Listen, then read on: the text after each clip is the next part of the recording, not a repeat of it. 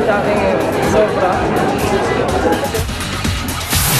I will survive, oh, as long as I know how to love, I know I'll stay alive.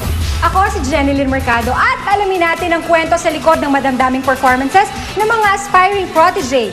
Ito ang Inside Prodigy.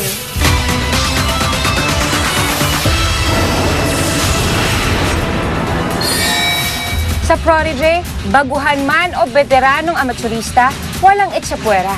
Kaya sa kabanatuan, isang young wedding singer ang nagbakasakaling makakuha ng big break. My name is Ralph Reniel Padiernos. I'm 18 years old. Nag-aaral din po ako kasabay po sideline as wedding singer.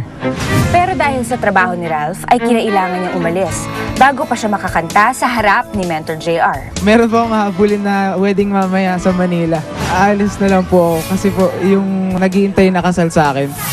Kaya on the next edition date, mula Kabanatuan ay dumayo si Ralph sa Dagupan para sumubok ulit. This time, para na sa mentor na si Joey G.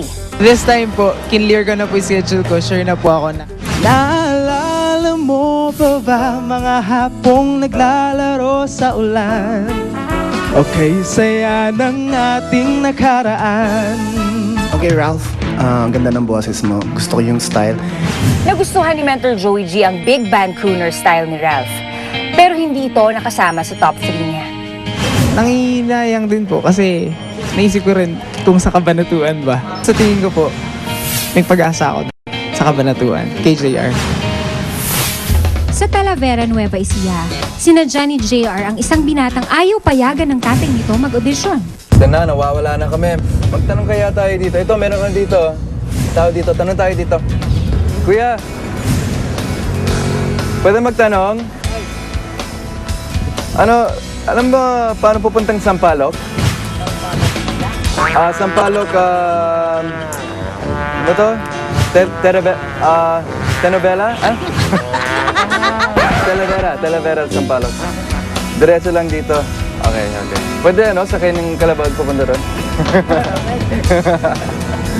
Okay, salamat. Hello po. Nandito po si Daryl.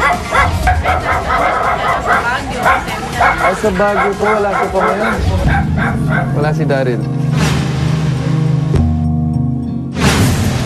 Ang hindi alam ni JR, kahit hindi ito pinayagan ay gumawa pa rin ito ng paraan upang makapunta sa audition.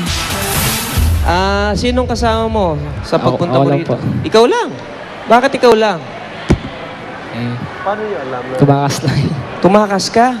Bakit? Bakit mo kailangang takasan ng mga magulang mo? Ayaw ba nilang kumakanta ka? Ayaw kasi dati na kumakanta ko eh. Dito sa Kabanatuan, ang mentor ninyo ay walang iba kundi si JR. No? Ang R&B prince na si JR. Ngayon, habang tayo nag-uusap ngayon, si JR ay nasa bahay ninyo.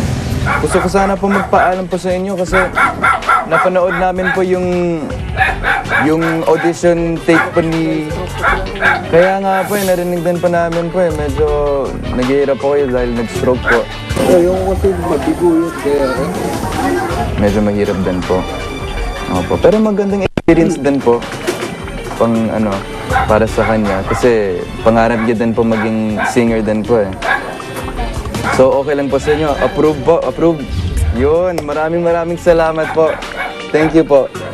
Matapos ipagpaalam ni JR ay sinamahan pa si Daryl ng tatay niya at iba pang kamag-anak. Ito ako, umiibig sa'yo. Super proud kami na. Nagturo ko ang puso ko. Nag-stumble ka, nakalimutan mo yung lyrics mo. At this point in this sorry. Thank you for your time. Di man nakuha, ang mahalagay magiging bahagi na ang ama ni Daryl sa pagtupad ng kanyang pangarap sa mundo ng musika. Siguro mas magiging close kami ni tatay ngayon. Sobra. Kasi alam ko, nandyan siya para sa akin.